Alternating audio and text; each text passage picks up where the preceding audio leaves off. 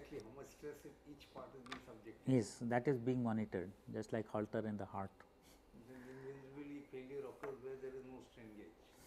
Black box. Okay. Now, this is the expression for the stress here. Now, this is the stress under the bending condition in a healed condition also.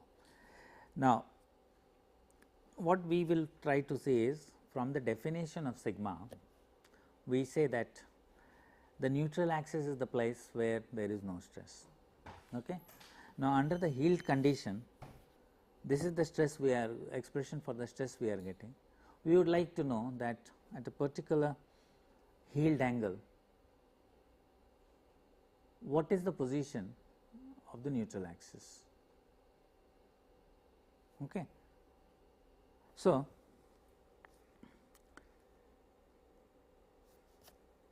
for that we should find out where the maximum or the minimum stress occurs. So, let us try to find out del sigma by del theta, and this gives me m sin theta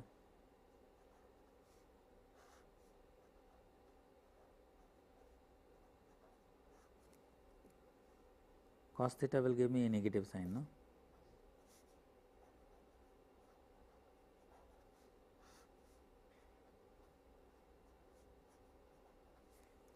And this I will equate to 0. So, let me write down m cos theta. I go it in a very lengthy manner of writing the thing, so that ultimately we do not make any mistake. M goes off, let me write x cos theta by ICL is equal to y sin theta I midship. Okay. Now, x and y I will consider here.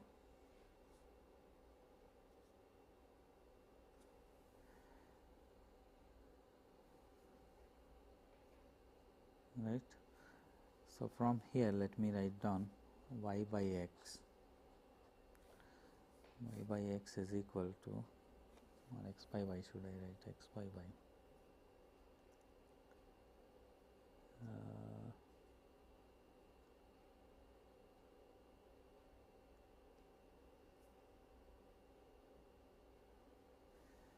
I am sorry, I have done a mistake here. Let me rewrite the whole thing.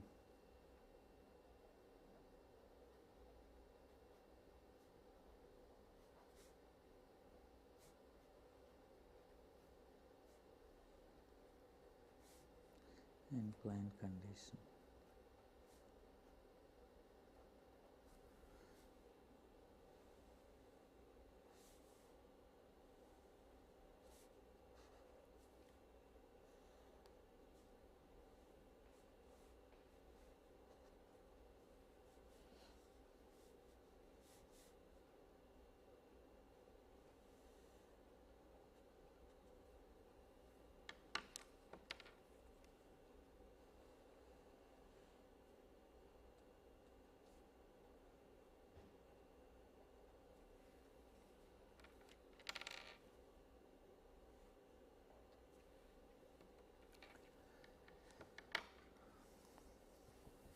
I repeat writing here once again.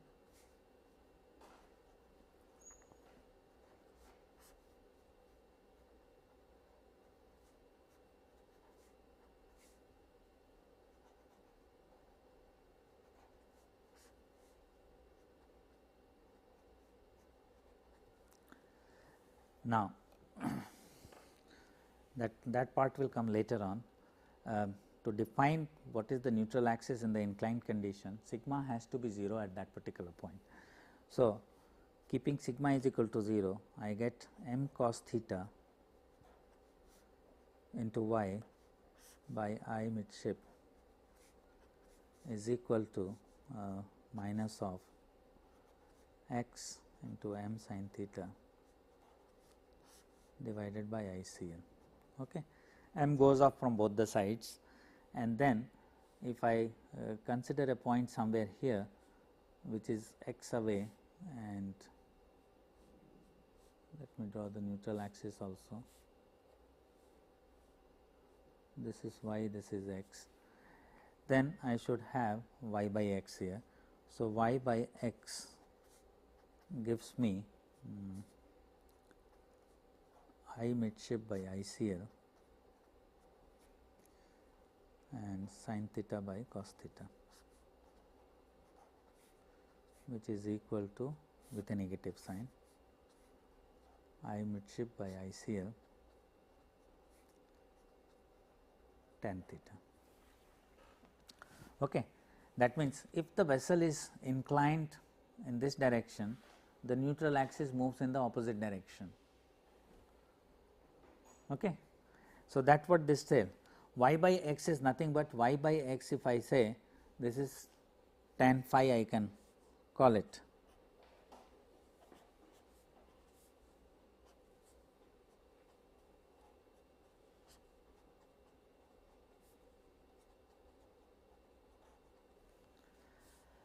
So, phi, if the phi is the rotation of the neutral axis in the inclined condition with respect to the original neutral axis, then that will be given by this, and it moves in the opposite direction of theta. That is what this expression tells me. Okay.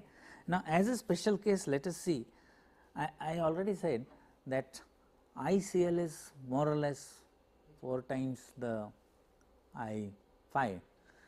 But suppose let us consider a case where the ship is just like a square box, and we say that ICL is equal to I phi. Then what happens? For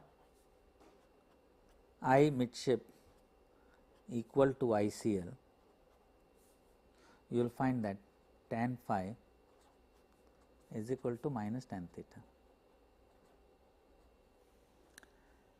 That means, if the vessel has rotated like this, the axis, the upright condition was INA, has rotated like this, it gets back to that, you know. Okay. So, with respect to that, again it becomes horizontal. I suppose you are getting it.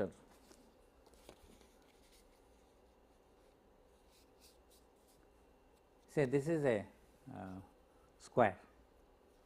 Okay.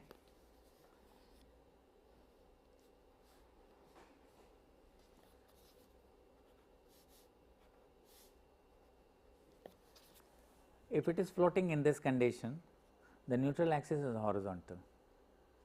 Now, I try to rotate it, and it floats in this condition. Now, if it is floating in this condition, then according to this formula, tan phi is equal to minus of tan theta. That means, this angle is this angle is theta. Okay. Now, in this condition again, I will say that this is the neutral axis, because this part is identically equal to the lower part. So, that means with respect to this, my phi has rotated by minus theta, and then it becomes horizontal. So, for a square case, horizontal line is again the neutral axis. That is what this expression tells me, that if I midship is equal to ICL, if I midship is equal to ICL, which is only for valid for a square, then tan phi works out to be minus tan theta. That means, if I rotate it by theta, the neutral axis gets rotated by minus theta. Okay. But in a ship, it is not the case where ICL is much larger than I midship, and therefore, it will be a different angle altogether, but it will be away from that. Okay.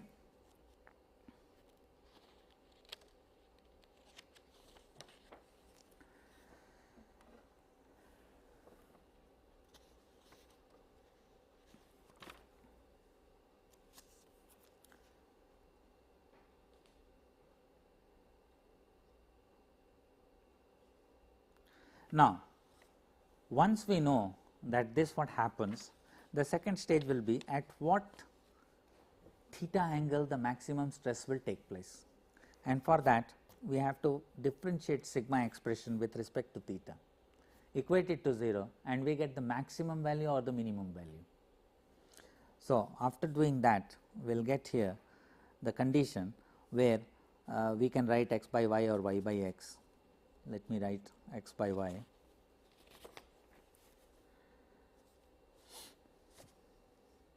Or we can write it in tan theta mode, say sin theta by cos theta. From this expression what we get here is sin theta by cos theta is equal to I midship. You just check if I am making any mistake, so correct me. Sin theta cos theta, so I midship ICL x by y. It's okay. So, that means tan theta is equal to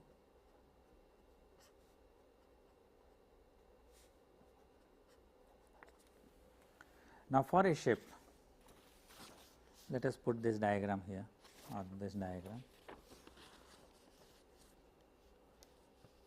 For a ship, if we choose a particular point, let us take this point here.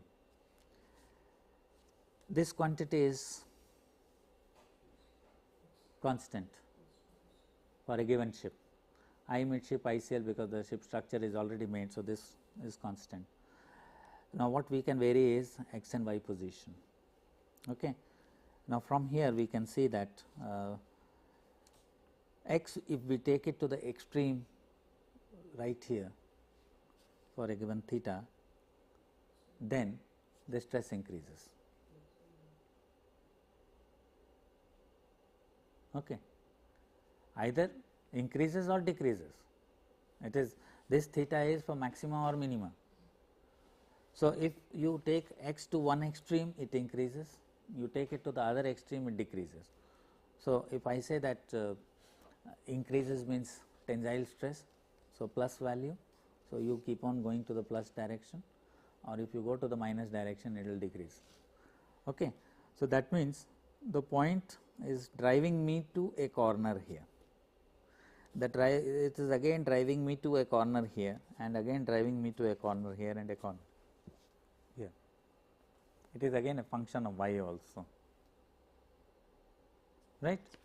So, in the upright condition, the stress was at the crown here, at the keel here. The maximum stress was either at the deck or at the keel, and deck also not anywhere, but at the farthest point, which was the crown of the deck because of the camber. Okay. So, it was more or less at the center line of the ship on the deck and the keel, but now the point is shifting from the center line to the extreme ends. So, either it will be at this corner or this corner or this corner or this corner. That what I was trying to tell you, that once again if we write the same or we go back to the same, and you say that your x is positive, y is positive, theta is positive, then sigma is the maximum. If you say x is negative, y is negative, then sigma is the minimum. Minimum means it goes to the other extreme. So, in one case if it is tensile force, tensile stress, in the other case it is the compressive stress, and other cases will be either x is positive or y is negative, or y is positive, x is negative. Then the situation is something like this. It is floating in this condition. So, either this is this condition or this condition. These two are two extreme, tensile and compression. These are the two other points where it is less than that. Okay.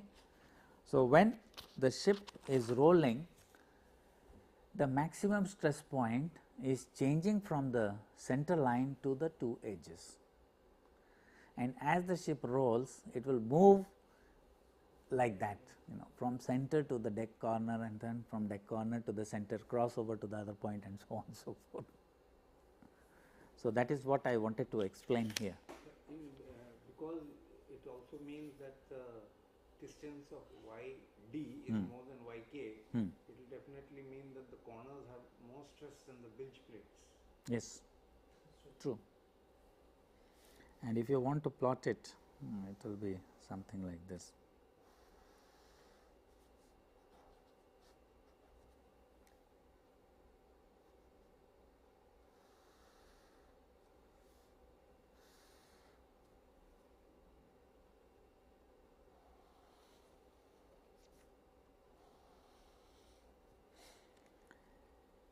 These are the upper corner,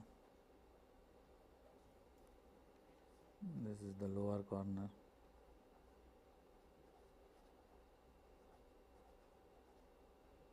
and these are the other 2 points.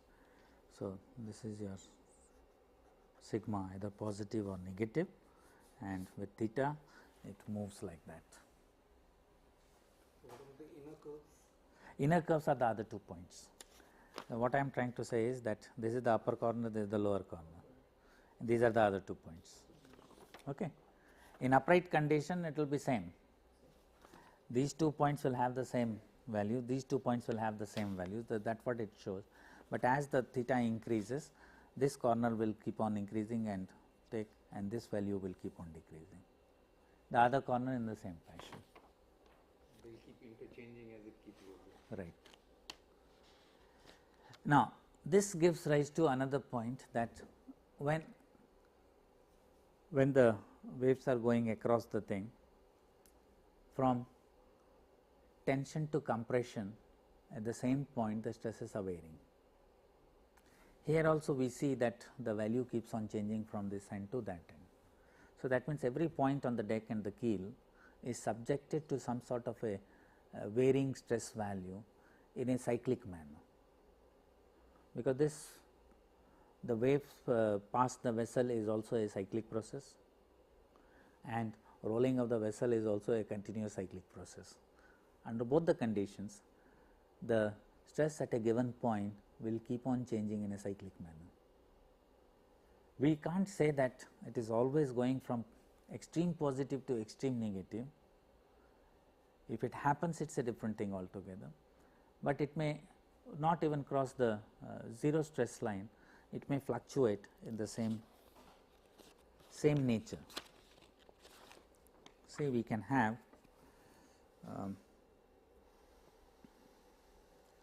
let me put the time here as time passes.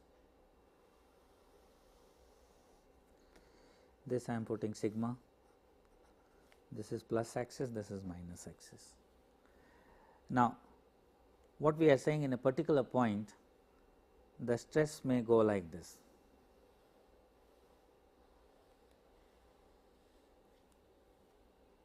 Okay. It is quite likely that the stress may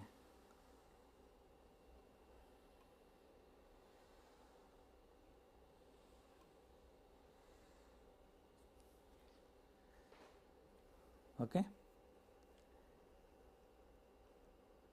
So, these are the two basic situation. This can be in positive side or it can be negative side also, I am not saying that, but it can be like this, it can be like that. What is basically happening is, if we consider this to be our mean stress value, it is fluctuating about the mean. If this happens to be mean happens to be 0, then it is fluctuating about this. But this fluctuation, whatever is this value here, will definitely give rise to what is known as the fatigue in the structure.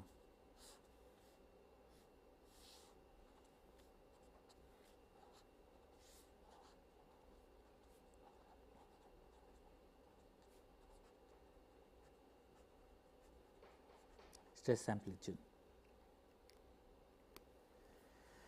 Okay. Now, this part of the fatigue analysis has been studied by the metallurgists or material scientists only at the lab, because the true data of this, to get it will take a long time, and therefore, in the experimentation you try to accelerate the whole thing. You take a specimen and put it under a given stress condition and a particular frequency, which will take it to positive and negative. So, that is basically this much of positive, this much of negative, and with a particular speed it will take it, and then you find out that after how many cycles the structure fails. Okay. So, normally these type of experiments can be conducted where your mean value is 0 value. What you can adjust is the sigma amplitude, and depending on that you can adjust the speed and find out at what number of cycles the structure fails. But in our conditions we will find that in certain structural items are subjected to this type of cyclic loading. Okay. It is always in tensile condition, but over that tensile condition it is fluctuating. Some may go to some negative side, maybe that I need draw here also, not that much.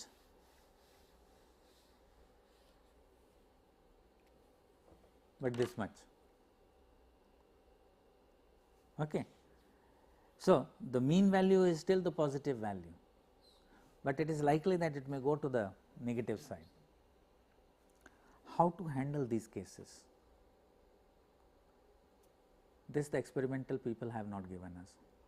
So, what we do is basically, even to handle this position, we are trying to use the same experimental data which is available and try to find out, and on that basis you try to find out what is the life cycle of a particular component.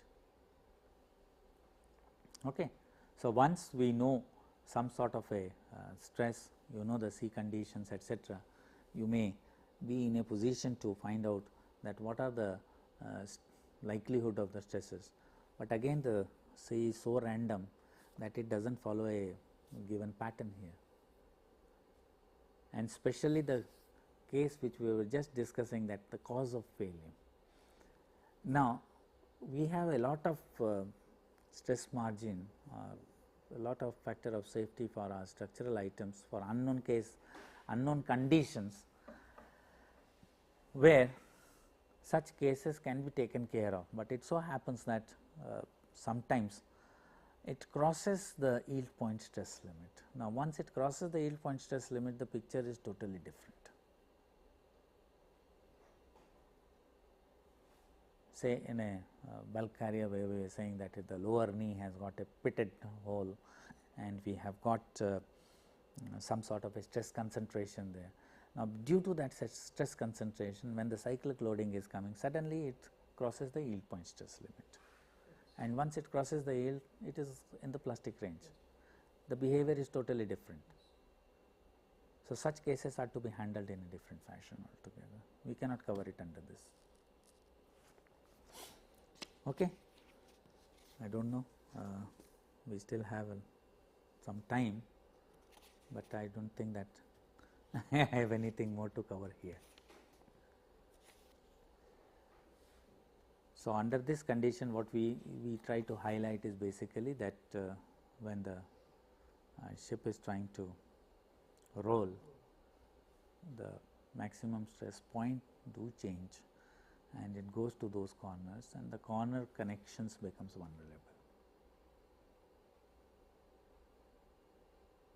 That was one of the reasons, if you see the olden ships, those who have seen it, I happen to see old ships, the strake which is here is known as the shear strake, used to have double rows of rivets. Because of this high stress region here, they were likely to be strained a lot, and rivets used to get loosened. So, you used to have double row of rivets here, double row of rivets in this region, and again here and here.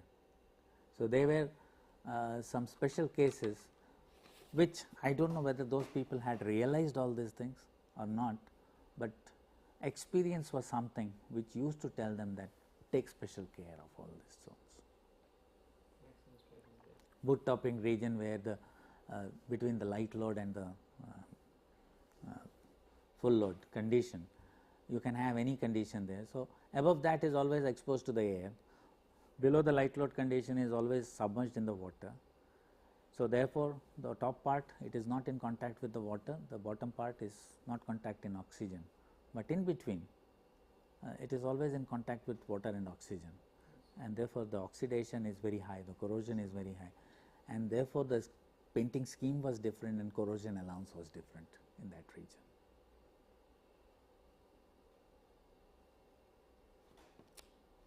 Of course, with proper alloying elements and better quality paints, we have tried to reduce all those margins, but still. What is the purpose of having a tumble home? And does it serve to improve the strength of the ship? Yes.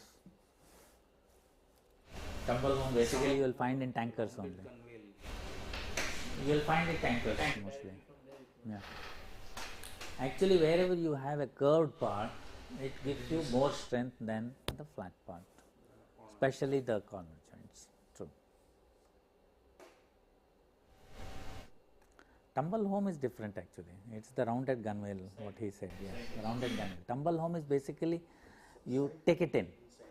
Yeah, that is given to tugs, I think.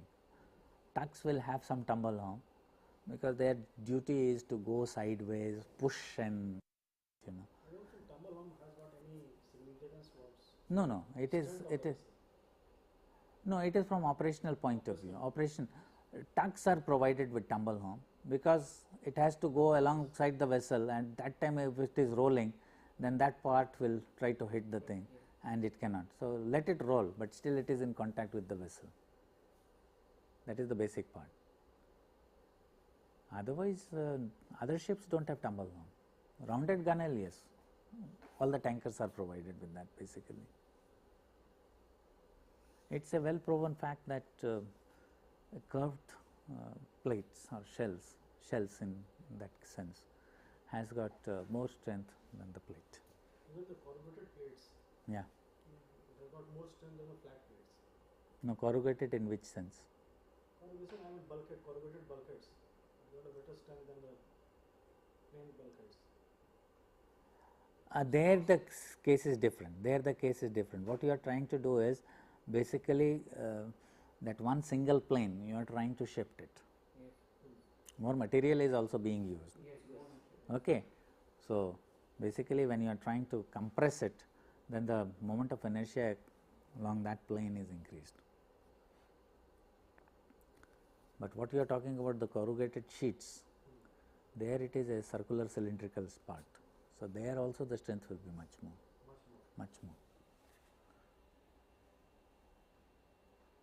Because nowadays when we go for inspection in modern ships inside the tanks and all, Yeah. the sheets they give like that, yes. It's not plain. For older ships, new ships we see it's like that.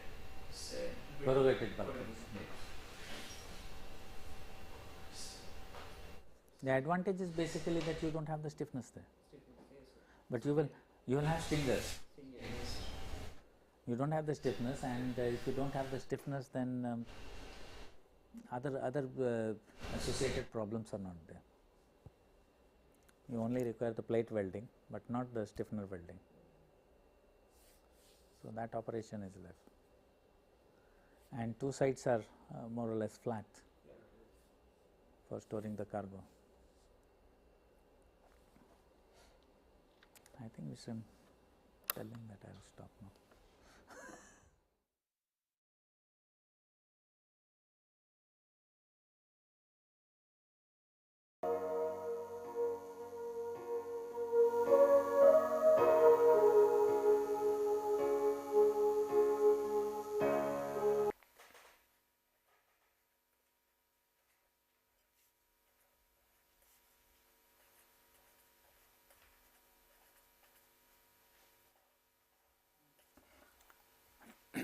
Now, last time we have seen one thing, that the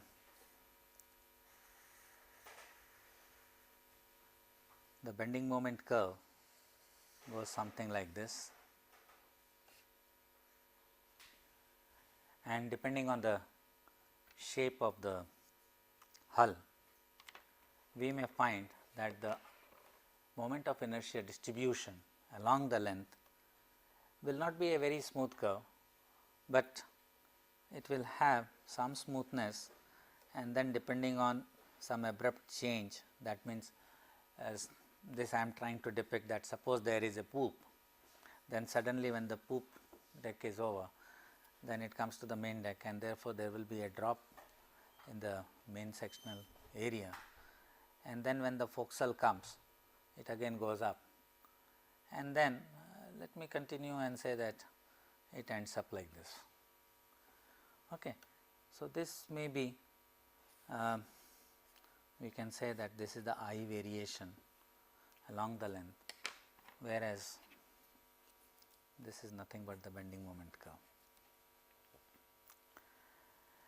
Now, the differential equation which we will be using is d2y by dx square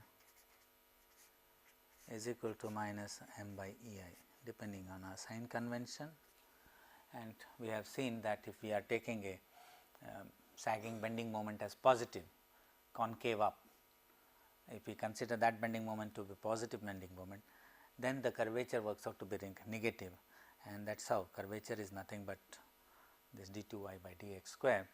So, m by ei with a negative sign gives us the curvature. So, this is the moment curvature equation, and therefore, when we try to integrate it twice, so the first integration gives me dy by dx minus m by ei integral this is dx plus a constant of integration C1. The second integration will give me y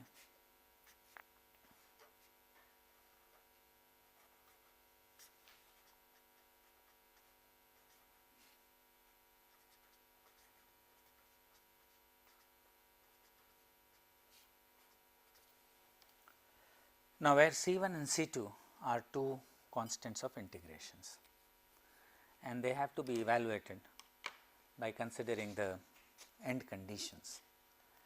Now, what we find that we have to integrate m by ei curve. For all practical purposes, we consider that the ship is made of one single material, and therefore, E is constant all through.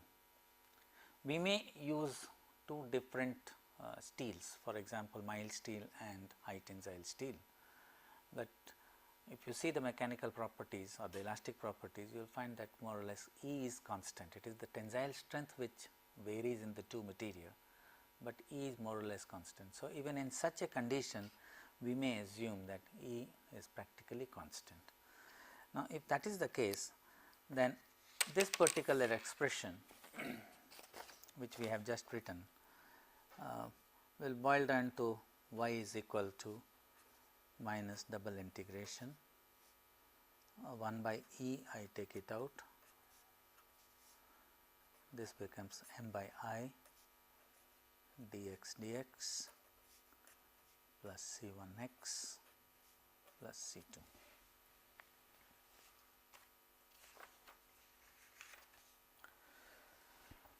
Okay. So, what is required is we have to integrate m by I curve. Now, if you see this variation of m is this curve and this is my I curve, and therefore, I have to find out what is m by I curve. Now, for ships, basically for a naval section, or which element under that section is strained or stressed heavily, that idea we do not get. Now, if you go back to the riveted ships, you will find that towards the middle strake, there always used to be two rows of rivets. In the shear strake also there used to be one double row of rivets and so on and so forth. But today the things are all welded, and welding is something like gluing and tearing, that is all. That technology has become so nice, and in fact at the welded joint you can have the efficiency more than 100%. In fact, seldom you will find that the joint fails at the weld line, rather it is slightly away from the weld point. That means the welded line or at the welded joint, the efficiency is more than 100%. There can be two reasons. One reason is very simple, that at that particular section or at the joint, because of the metal deposit, the cross sectional area increases. Or if you say that there is no increase in the cross sectional area, then because of the heat affected zone in the neighborhood, the mechanical properties have deteriorated, we can say so. Okay. So, what we are interested in is how the stress or how the shear stress varies across the depth of the cross section. So, that will be very interesting. So, let us say that we try to depict a cross section here. Some length we take representing the ship. We say that this is the neutral axis.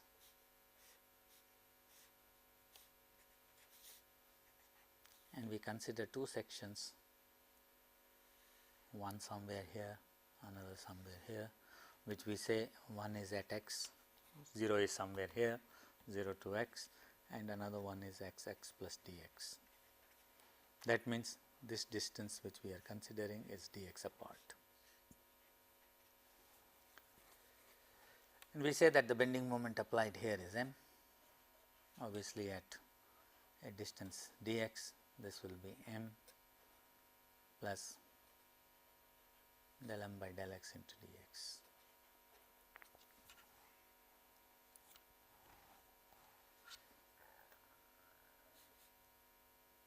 At a small, we consider a small layer of thickness dy at a distance y from the neutral axis,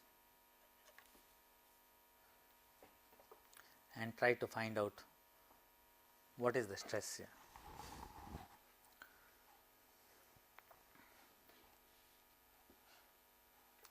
So, in this horizontal layer,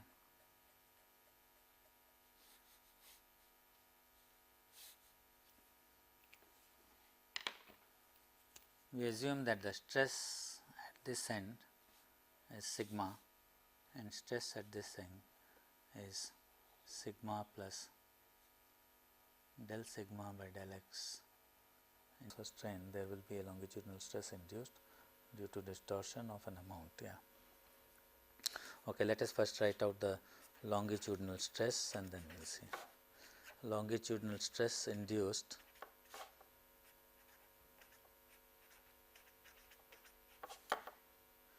is equal to E into longitudinal strain E epsilon, that is dE by dx. Now, here I will try to substitute this value in the stress value.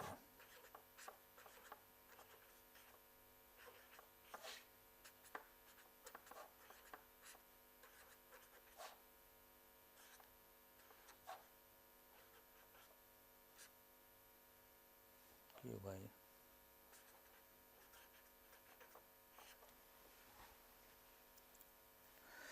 now, once again what we will do here,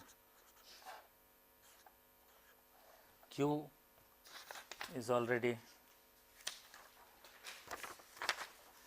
equal to V by IB into M.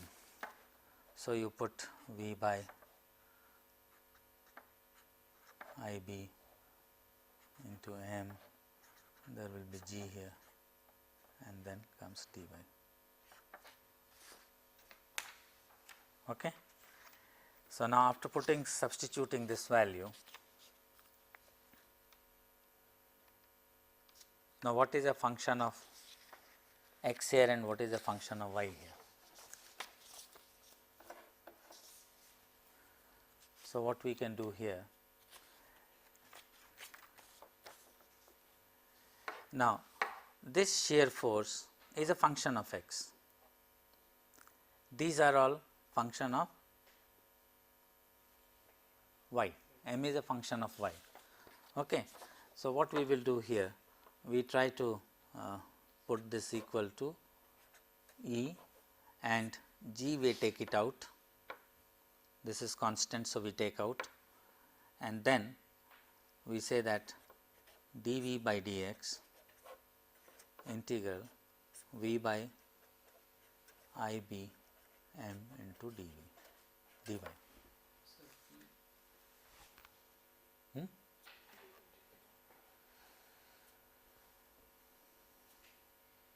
Sorry, V has gone. It is only m by IB. V has come out. And what is dV by dx? Rate of loading. So, rate of loading normally is used as W.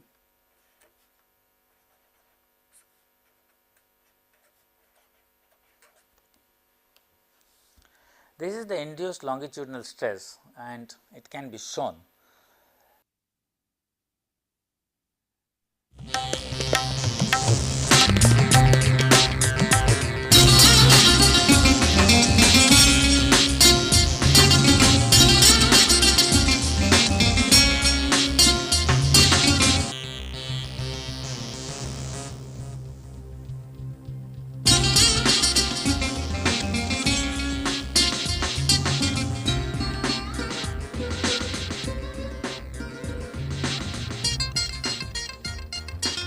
(1951).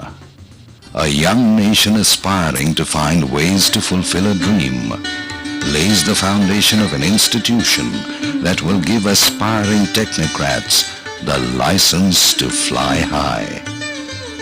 The first Indian Institute of Technology is born at Kharagpur. Founded on the basis of the recommendations of the NR Sarkar Committee that was set up in 1945 to consider the development of higher technical institutions in India, the institute was first established in 5 Esplanade East, Kolkata, before it moved to Kharagpur in 1951. With Sir Gyan Chandra Ghosh as the first director and Dr. B.C. Roy as one of its founding guardians, the institute established itself as the symbol of a young, dynamic and resurgent nation. As top students rubbed shoulders with the most celebrated of professors and scholars, visions took shape. And IIT Kharagpur continued to play the pioneering role that was envisaged for it, enabling India to become a knowledge powerhouse that it is today.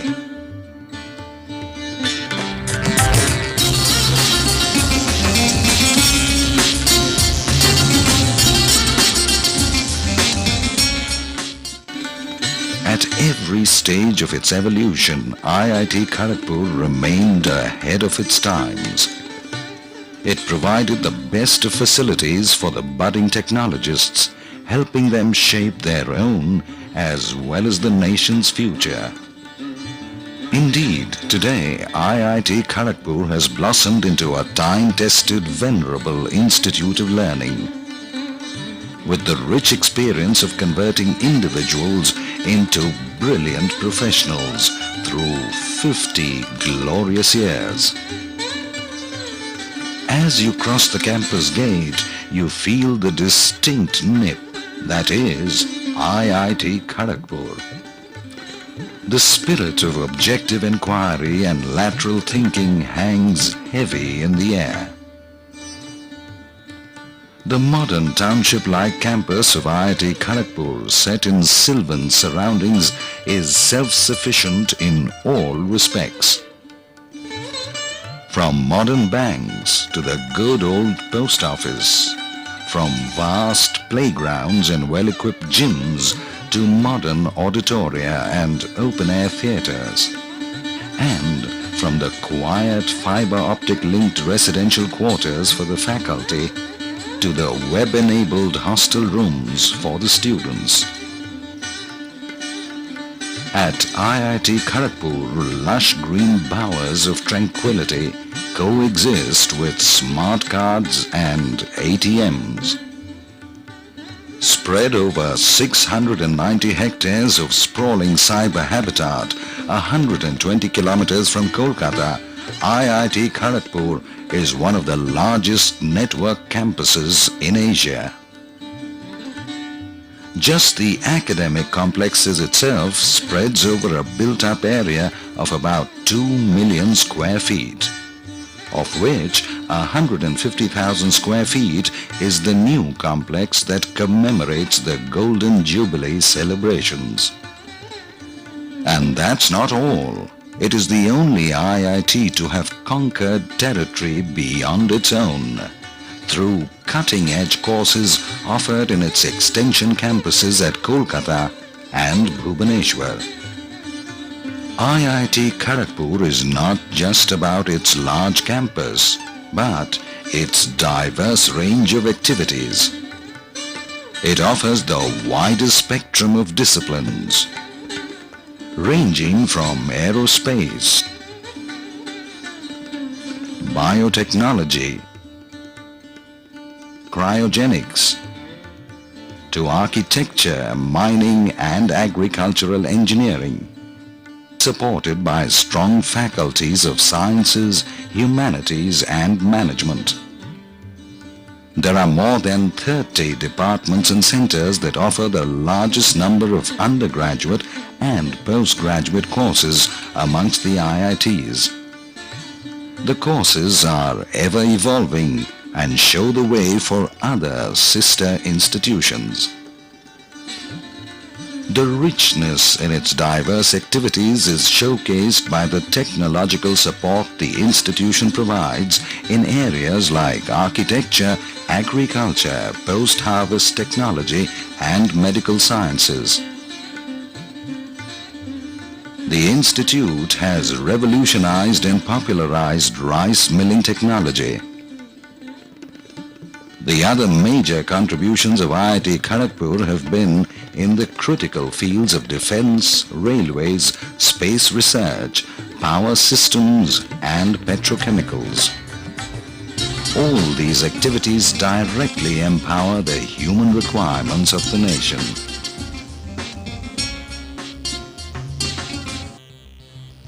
Advanced facilities at the institute make it possible to undertake cutting-edge research and service-sponsored research projects. The array of equipment ranges from aerodynamic testing laboratories to intelligent machining centers, atomic spectrometers, to VLSI design labs, molecular beam epitaxy, to anechoic chamber, fast protein liquid chromatographs, to liquid nitrogen plants.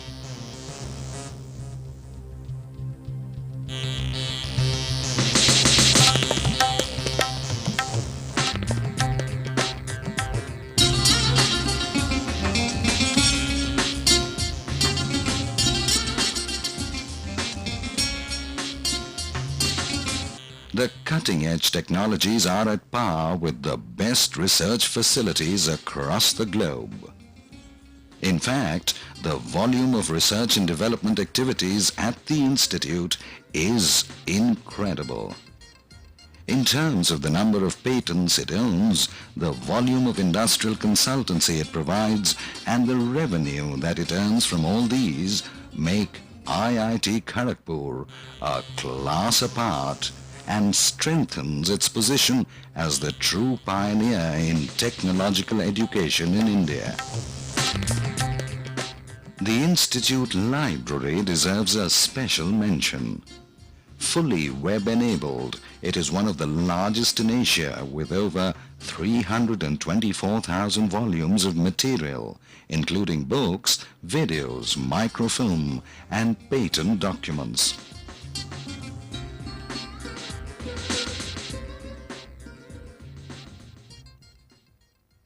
That ensure a student's mind develops at the right pace.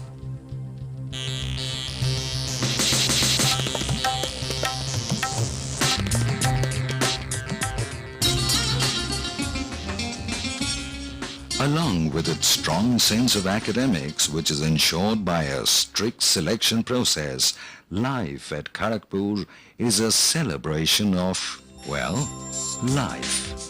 And at its heart are the students. In fact, the saying goes that you can take an IITian out of KGP, but not KGP out of an IITN. You've left a part of you behind. For most of the students, life in the campus was in itself a festivity, a collage of activities that shape their mind and body, a collage of events that was a synthesis of competition and cooperation, a collage of interests as diverse as dramatics and ham radio. Yes, life at Kharagpur has always been exciting, and the years cemented lifelong bonds as lives mingled over cups of joy and stretched over stimulating semesters.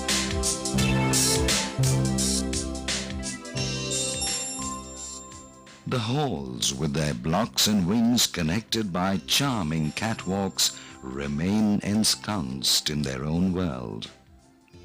A collage of memories. Infrastructurally adequate, architecturally meticulous, and holistically inspiring, where students, wherever they might be from, invariably come into their own, developing their individual talents, honing their skills to take on challenges with confidence, so they can move ahead in fulfilling their dreams. What makes IIT Kharagpur so unique is its environment. Undiluted by the diversions of metropolitan surroundings, the close-knit campus life enhances the entrepreneurial and innovative spirit of the achievers-to-be. In an environment that is so stimulating, it is only natural that down the years, IIT Kharagpur has consistently produced well-rounded individuals. Many of them are celebrities in their own right. Holistic grooming has had a lot to do with this.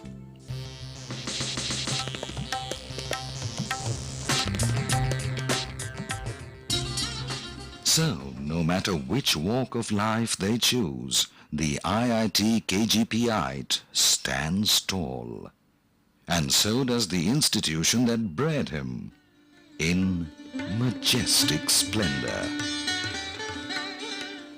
The alumni of this institute command global respect. Their distinguished presence at the helm of global giants is a matter of national pride. For the students of IIT Kharagpur, it is impossible to erase any scratch of memory about their alma mater.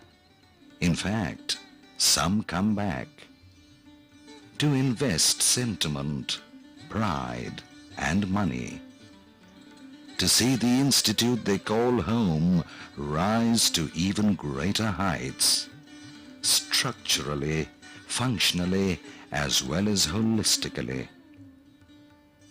Their singular aim is to make IIT Kharagpur an institute whichever way you look at it, par excellence. A man's journey into quiet accomplishment and the Hall of Fame starts with the right step. And the training and placement cell of IIT has been the efficient facilitator in this regard for over 30,000 graduates.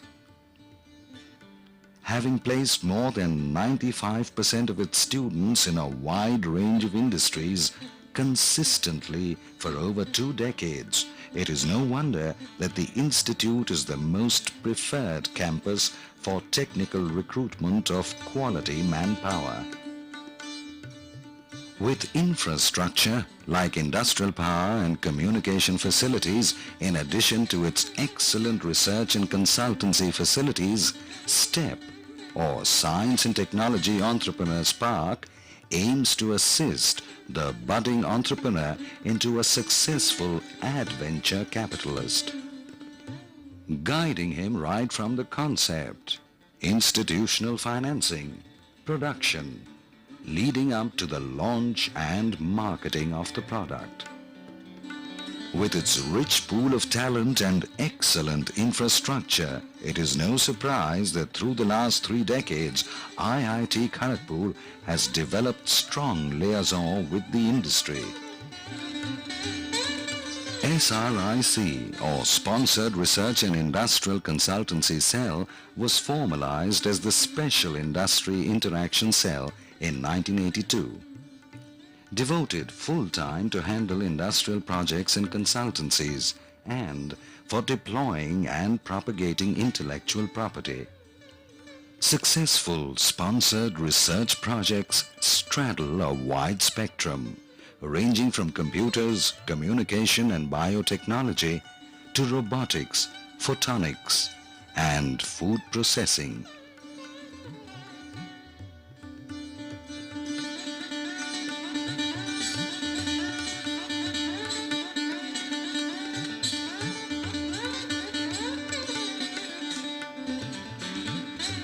The setting up of a state-of-the-art VLSI CAD laboratory and tie-ups with GE in areas ranging from vehicle structure design to electrical communication and software technologies are excellent examples of IIT Kharagpur's ever-evolving pioneering spirit.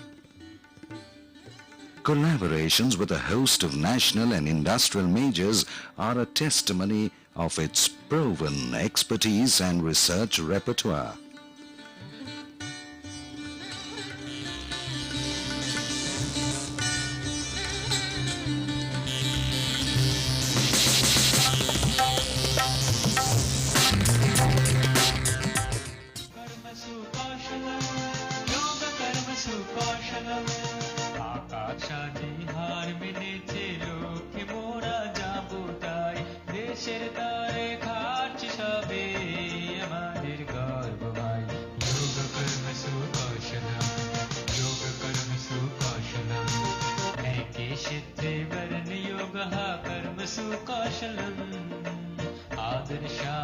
आदर्शाय प्राणदास्मह्वयम् योगकर्मसु कौशलम् योगकर्मसु कौशलम् योगकर्मसु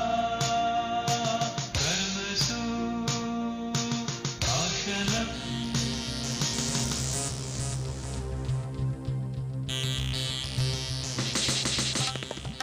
Indeed, in this golden jubilee year, as the celebration continues, Pandit Nehru would surely have been a proud man today. For him, IIT Kharagpur was always more than just an institute of technology. In his own immortal words, it is indeed a fine monument of modern India.